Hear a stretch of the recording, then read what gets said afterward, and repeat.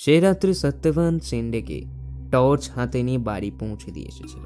এই কাহিনী লেখা শেষ করবার পর আজ খবর পেলাম সত্যবান শিন্ডে পেন্ডারপুর যাচ্ছিলেন, পথে হার্ট ফেল করে মারা গেছেন।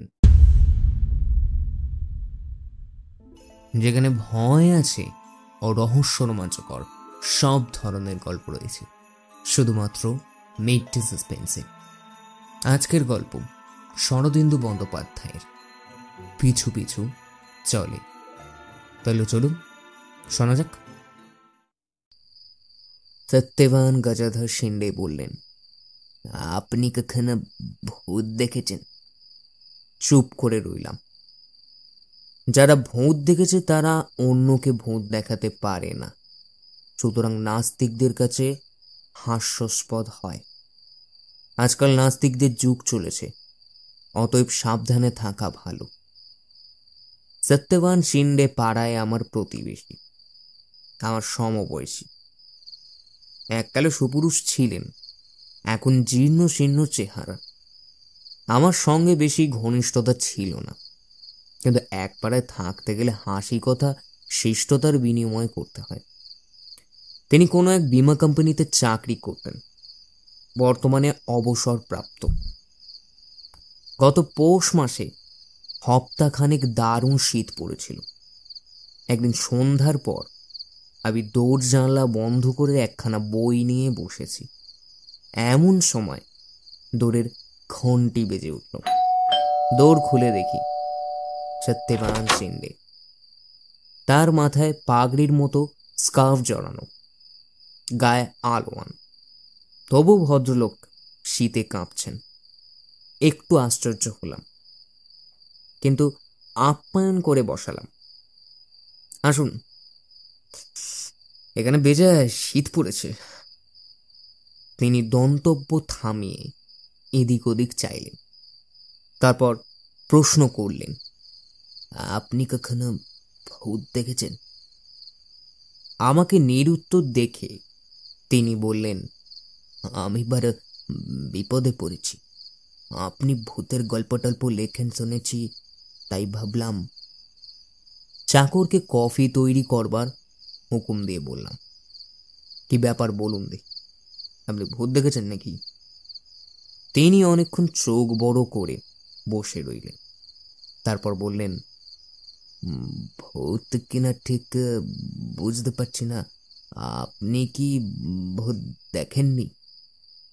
বললাম, চোখে দেখিনি, কিন্তু অন্য ইন্দ্রিয় দিয়ে অনুভব করেছি।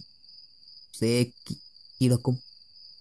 গন্ধ পেয়েছি, শব্দ শুনেছি, এমনকি স্পর্শ পর্যন্তও করেছি।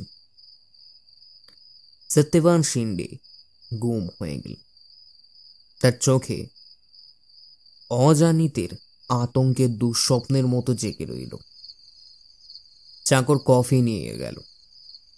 জিভ পরানো গরম কফি সত্যবান শিন্ডে এক চুমুকে খেয়ে ফেলে। তারপর আলোয়ানটা গাঢ়ভাবে গায়ে জড়িয়ে নিয়ে বললেন, তবে আপনাকে আমার একটা গল্প বলি, আপনি হয়তো বিশ্বাস করবেন। একটু দম নিয়ে তিনি বলতে আরম্ভ করলেন, গত মে মাসে একদিন সন্ধ্যার সময় আমি তিলক রোডের এক রসবসন্তী দোকানে বসে আখের রস খাচ্ছিলাম। আপনি তো জানেন, গরমকালে এখানে ভোর ভেলা জায়গায় বাগাড়ির বেড়ালা দিয়ে ঘেরা আখ মারাইয়ের যন্তর বসায়। আমি একটা বেঞ্চিতে বসে রস খাচ্ছি, এমন সময় নজর পড়ল বেড়ার ফটকের কাছে দাঁড়িয়ে একটা লোক এক দৃষ্টে আমার দিকে তাকিয়ে আছে। বুড়ো লোক, দিন দরিদ্র বেশ, মাথায় ঝাঁকড়া চুল, মুখে চপকা চপকা দাড়ি গোপ, চোখ দুটো জলজল করছে। প্রথমটা চিনতে পারিনি। তারপর তিনি আবার চুপ করলেন। মুখ দেখে মনে হলো তার মনের মধ্যে একটা দ্বন্দ্ব চলছে। বললাম, তাহলে চেনা লোক? শিন্ডে কুণ্ঠিত ভাবে বললেন, হ্যাঁ, 30 বছর আগে যখন নাগপুরে ছিলাম তখন অন্তত অনন্ত বিষ্ণু মারাঠাকে চিনতাম, স্কুল মাস্টারি করতো। বললাম, তাহলে অনন্ত বিষ্ণু মারাঠে আপনার বন্ধু? তিনি চমকে উঠে বললেন, না না, বন্ধু নয়, তবে নাগপুরে এক পাড়ায় থাকতাম, যাওয়া আসা ছিল। তারপর যে কথাটা চাপবার চেষ্টা করেছিলেন তা বেরিয়ে এলো। অনন্তর বউ সুমন্থা ছিল অপরূপ সুন্দরী। আমি তাকে নিয়ে পালিয়ে যাই। সে আমার সঙ্গে ইলোপ করেছিল। যৌবনকালে সত্যবান শিন্ডে দেখছি গুণবান ব্যক্তি ছিলেন, এখন বিষ হারিয়ে ঢোড়া হয়েছেন। কিন্তু আমাকে এসব কথা বলছেন কেন? আমি বিদেশি তাই? বললাম, তারপর বলুন। সত্যবান বললেন, সুমন্তাকে নিয়ে নাগপুর থেকে নাসিকায় পালিয়ে এসেছিল, সেখান থেকে বোম্বে। সুমন্তা কিন্তু বেশি দিন আমার সঙ্গে রইল না, আর একজনের সঙ্গে আমাকে ছেড়ে চলে গেল। আর কখনো তাকে দেখিনি। তারপর আমি কাজের সূত্রে নানা জায়গায় ঘুরে বেরিয়েছি, আহমেদনগর, সোলাপুর, ঔরঙ্গাবাদ। শেষে কাজে অবসর নিয়ে পুনায় এসে বসেছি। প্রশ্ন করলাম, এই 30 বছরের মধ্যে অনন্ত মারাঠের সঙ্গে আর দেখা হয়নি? তিনি বললেন, না, এই প্রথম। তাকে যখন চিনতে পারলাম তখন ভয় হলো। অনন্ত মারাঠে স্কুলের মাস্টার ছিল বটে, কিন্তু ভারী একরোখা লোক ছিল। রস বসন্তীতে বসে রস খেতে খেতে আর চোখে তার দিকে তাকাতে লাগলাম। সে খানিকক্ষণ দাঁড়িয়ে থেকে আস্তে আস্তে চলে গেল। আর এক গ্লাস রস খেলাম। বাইরের বেশ ঘোর ঘোর হয়ে এলো। তখন বাইরে এসে এদিক ওদিক তাকালাম। রাস্তায় তখন মোটর, অটো, রিক্সা, মানুষের ভিড়। অনন্ত মারাঠেকে দেখতে পেলাম না। তবু বাড়ির দিকে আস্তে আস্তে মাঝে মাঝে পিছু ফিরে চাইছি। কিছু দূর এসে দেখলাম অনন্ত মারাঠে আমার পিছু নিয়েছে। খুব কাছে আসেনি, লোকের ভিড়ের সঙ্গে মিশে আমাকে অনুসরণ করছে। অনন্তর মতলব বুঝলাম, সে আমার বাড়ির ঠিকানা জানতে চায়। বাড়িতে এসে হাঙ্গামা বাঁধাবে। বাড়িতে আমার বউ আছে, ছেলে মেয়ে আছে। রাস্তা দিয়ে একটা খালি অটো রিক্সা যাচ্ছিল, টপ করে তাতে উঠে পড়লাম। চলে এলাম একেবারে সম্ভাজি পার্কে। সেখানে একটা বেঞ্চিতে অন্ধকারে বসে রইলাম। তারপর ঘন্টা খানেক পরে বাড়ি ফিরে এলাম। অনন্তকে আর দেখতে পেলাম না। অনন্ত মারাঠে বোধহয় কোনো কাজে নাগপুর থেকে পুনায় এসেছিল। তারপর হঠাৎ রাজ বসন্তীতে আমাকে দেখতে পায়। 30 বছরে আমার চেহারার অনেক বদল এসেছে, তবু সে আমাকে চিনতে পেরেছিল। লোকটা ভয়ঙ্কর রাগী আর প্রতিহিংসা পরায়ণ। বললাম, বউ নিয়ে পালালে রাগ হবারই কথা। শিন্ডে বললেন, দেখুন, আমার দোষ ছিল সন্দেহ নেই, কিন্তু দোষ আমার একা নয়, অনন্তর বউটাও ছিল, যাকে জ্যোতিষ শাস্ত্রে বলে। বাবা, আপনি জ্যোতিষশাস্ত্র জানেন নাকি? জানি, আপনার কোষ্ঠী আছে, একদিন দেখিব। যা হোক, তারপর 3 দিন আর বাড়ি থেকে বেরুলুম না। ভাবলাম 2-3 দিনের মধ্যে অনন্ত কাজ সেরে নাগপুর ফিরে যাবে। প্রথম দিন বেরুলুম, সেদিন অনন্তকে দেখতে পেলাম না। তারপর দিন লক্ষ্মী রোডে গিয়েছি কিছু কেনাকাটার জন্য। দেখি অনন্ত আমার পিছু নিয়েছে, তার হাতে একটা মোটা লাঠি। ভয় পেয়ে গেলাম, কি করি। একটা 7 নম্বর বাস রাস্তার ধারে এসে দাঁড়িয়েছিল। টুক করে তাতে উঠে পড়লাম। ভাগ্যক্রমে অনন্ত উঠবার আগেই বাস ছেড়ে দিল। 7 নম্বর বাস পুনা স্টেশনে যায়। আমি স্টেশন নেবে শিবাজি নগরের টিকিট কিনে একটা লোকাল ট্রেনে উঠে বসলাম। 5 মিনিট পরে শিবাজি নগরের স্টেশনে নেবে অটো রিক্সা চড়ে বাড়ি ফিরে এলাম। অনন্ত আমাকে ধরতে পারল না। এরপর 7 দিন বাড়ি থেকে বেরুলুম না। কিন্তু বুড়ো বয়সে প্রত্যহ একটু ঘোরাফেরা দরকার তো নাকি, এগুলো শরীর খারাপ হয়ে যায়। আমি ভোর 4টের সময় বেরোতে আরম্ভ করলুম। সূর্যোদয়ের আগেই ফিরে আসি। অনন্তর দেখা নাই। কিন্তু শুধুমাত্র প্রাত ভ্রমণ করলেই তো চলে না, আমি গৃহস্থ মানুষ, বাজার হাটও তো করতে হয় নাকি। 7 দিন পরে বিকেল বেলায় গুটি গুটি বেরলুম। অনন্তর দেখা পেলুম না। ভাবলাম যাক, অনন্তর নাগপুরে ফিরে গেছে। তারপর গ্রীষ্মে গিয়ে বর্ষা এলো।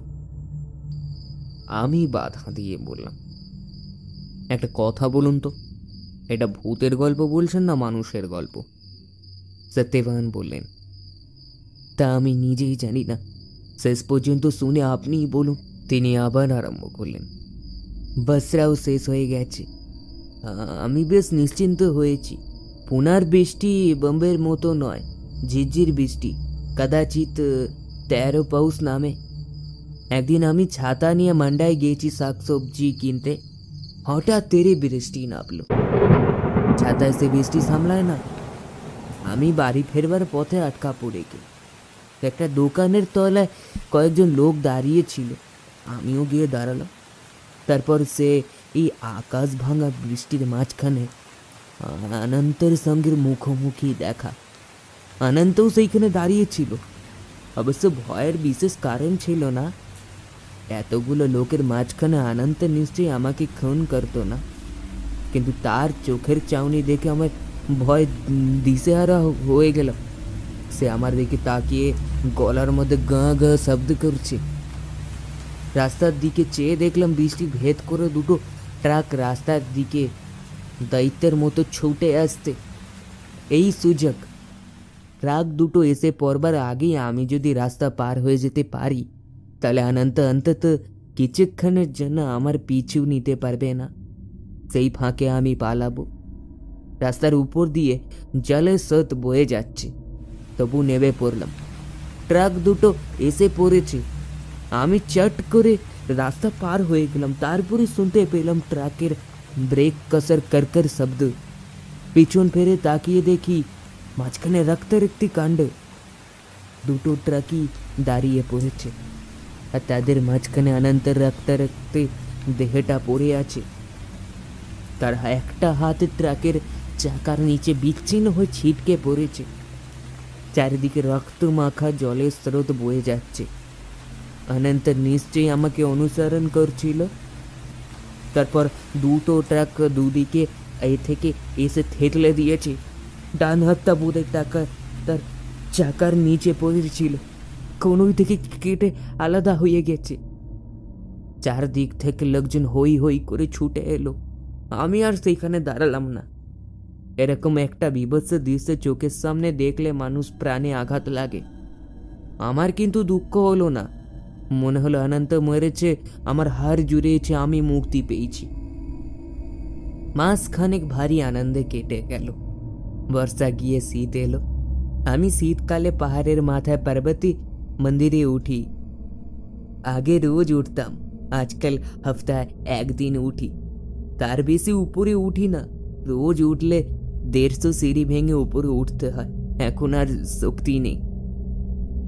একদিন সন্ধ্যার সময় পার্বতী মন্দিরের পাহাড়ে উঠেছি। এই শিখরটায় পেশোয়ারদের আমলের দুর্গ ছিল। এখানে তার 14 হাত চওড়া ভাঙা অবস্থায় পড়ে আছে। আমি গিয়ে পশ্চিম দিকের পরখায় একখানা প্রাকারের কিনারায় পা ঝুলিয়ে বসলাম। ঠিক পায়ের তলায় পার্বতী মন্দিরের গা প্রায় খাড়া নিচে নেমে গেছে। সূর্যাস্তের পর আকাশের রঙের খেলা আরম্ভ হয়েছে। আমি সেই দিকে তাকিয়ে বসে রইলাম। হঠাৎ মনে হলো আমার পাশে কে বসে আছে। ঘাড় ফিরিয়ে দেখি অনন্ত। তার একটা হাত কোনাই থেকে কাটা, সেই আমার 2 হাত দূরে বসে কাটমাটি করে আমার দিকে তাকিয়ে আছে। ভয় আমি দিক বেদিক জ্ঞানে রইল না। তারপর কি করে যে পার্বতী পাহাড় থেকে নেমে এসেছিলাম তা আমি নিজেই জানি না। সিঁড়ি থেকে নামতে নামতে পিছু ফিরে দেখবার সাহস হয়নি, কিন্তু মনে হয়েছে অনন্ত পিছনে তেড়ে আসছে, এখানে ঘাড়ে লাফিয়ে পড়বে। পার্বতী পাহাড় থেকে নেমে আমি এক ছুটে নিজের বাড়িতে ঢুকে পড়লাম। সে আজ 10-12 দিন আগেকার কথা। তারপর থেকে সন্ধ্যের পর যখন বাড়ি ফিরি, হাত কাটা আনন্দ আমার পিছু নিয়ে বেশি কাছে আসে না, 8-10 হাত দূর থেকে আমাকে অনুসরণ করে, কিন্তু দিনের বেলা তাকে দেখতে পাই না। তাই সন্ধ্যের পর আর বাড়িতে বেরোতে ইচ্ছা করে না, বাড়িতেই থাকি আমি। আজ এক বন্ধুর বাড়িতে সত্যনারায়ণ পূজা ছিল। সন্ধ্যের আগেই সেখানে গিয়েছিলাম, ভেবেছিলাম তাড়াতাড়ি ফিরে আসবো, কিন্তু পাল্লায় পড়ে দেরি হয়ে গেল। সেখান থেকে বেরিয়ে বেশ জোরে জোরে পা চালিয়ে দিলাম। আপনার এদিকটা রাত্রিবেলা বেশ নির্জন, কিন্তু এদিকে দেখি শিগগির হয়ে গেল, তাই এই পথেই এলাম। বেশি দূরে আসতে হলো না, দেখি অনন্ত নিঃশব্দে আমার পিছু নিয়েছে। অন্ধকারে অস্পষ্ট ছায়ার মতো মূর্তি। প্রথম তা দূরে দূরে, তারপর ক্রমশ কাছে আসছে। উঠি পুটি করে ছুটে চলেছি, বুকে রক্ত শুকিয়ে গেছে। যদি হোঁচট খেয়ে পড়ি আর উঠতে বাঁচবো না, হার্ট ফেল করে মরে যাব। পা দুটো অবশ হয়ে আসছে। আপনার বাড়ির সামনে যখন এলাম তখন অনন্ত প্রায় আমার ঘরের কাছে এসে পৌঁছেছে। দেখলাম আপনার সদরে আলো জ্বলছে, আর দ্বিধা করলাম না, এখানে ঢুকে পড়লাম। নিজের বাড়ি পর্যন্ত যাবার সাহস হলো না। সত্যবান শিন্ডে চুপ করলেন, আমিও খানিক চুপ করে রইলাম। শেষে বললাম, দেখুন, যে অনন্ত ট্রাক চাপা পড়েছিল সে জ্যান্ত মানুষ, কারণ প্রেত গাড়ি চাপা পড়েছে এমন কখনো শোনা যায়নি। সত্যবান বললেন, কিন্তু তারপরে বলা শক্ত। প্রেত হতে পারে, মানুষও হতে পারে। ভেবে দেখুন, অনন্তের হাত কাটা গিয়েছিল বটে, কিন্তু তার প্রাণটা হয়তো শেষ পর্যন্ত বেঁচে গিয়েছিল। কিন্তু আমি যে খবরের কাগজে মৃত্যু সংবাদ পড়েছি, যেদিন দুর্ঘটনা হয় তার পরদিন সকালে বেরিয়েছিল, লিখেছিল অনন্ত ঘটনাস্থল থেকে হাসপাতালে পৌঁছবার আগেই মারা গিয়েছিল, সি ইজ ডেড। তাই নাকি? তাহলে তাছাড়া বিবেচনা করুন, আমি সেদিন পার্বতী পাহাড়ে ভাঙা পাঁচিলের কিনারায় বসেছিলাম। অনন্ত যদি মানুষই হতো তাহলে সে পিছন থেকে আমাকে ঠেলে ফেলতই তো খাদে, আমি মরে মরে যেতাম। ও যে আমার পিছনে লেগেছে, ওর উদ্দেশ্য আমার মৃত্যু ঘটানো। জ্যান্ত অবশ্য আমাকে মারতে পারেনি, এখন ভূত হয়ে মারবে। আপনি বলুন, এখন উপায় কি? কেমন করে অনন্তের হাত থেকে উদ্ধার পাবো? ভূতের হাত থেকে উদ্ধার পাবার উপায় জানা নেই। চাল পোড়া সর্ষে পোড়া আজকাল হাত চলে না। অনেক ভেবে বললাম, এদেশে পিণ্ডদানের কোনো ব্যবস্থা আছে? সত্যবান একটু নিরাশ ভাবে বললেন, আছে। পেন্টারপুরে পিণ্ডি দেওয়া যায়, আর 2-1টা জায়গা আছে, কিন্তু অত দূরে যাওয়া কি সম্ভব? অনন্তরা আমার পিছু নেবে। তা বটে। দুজনে মুখোমুখি বসে উপায় চিন্তা করতে লাগলাম। বাঘের হাত ছাড়ানো যায়, জঙ্গলে না গেলেই হলো। কুমিরকে এড়িয়ে চলা যায়, নদীতে না নামলেই হলো। কিন্তু অশরীরীর হাত থেকে নিস্তার নেই।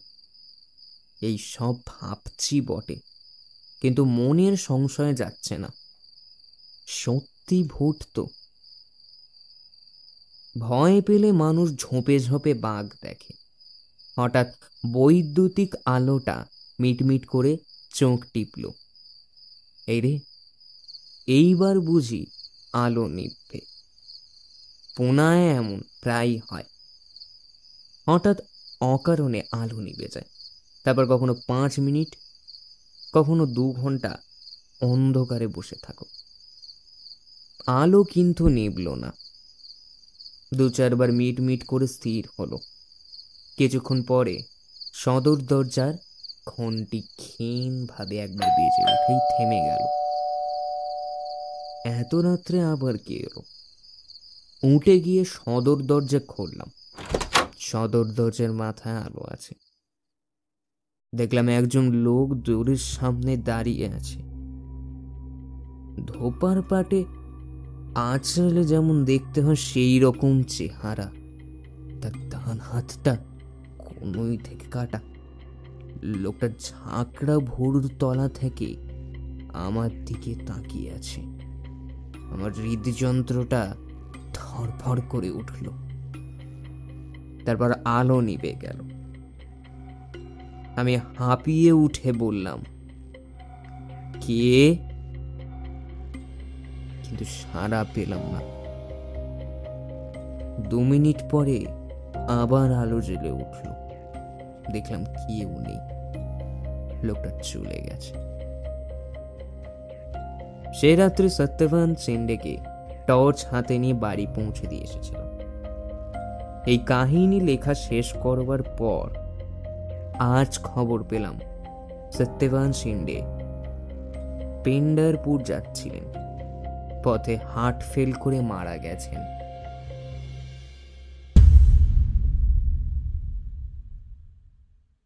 আজকের মতো গল্প এইখানেই শেষ। তবে পরের সপ্তাহে আবার আসবো আর একটা নতুন গল্প নিয়ে। ততক্ষণ স্টে টিউন উইথ আস। গল্পের প্রতিনিয়ত আপডেটস পেতে হলে চ্যানেলটিকে সাবস্ক্রাইব করে নোটিফিকেশন বেল অলে সেট করে রাখুন। নিজে তো শুনছেনই, সকলকে শোনান। তাই পরের সপ্তাহে আবার আসবো আর একটা নতুন গল্প নিয়ে। আজকের মতো চলি, দেখা হবে না, শোনা হবে।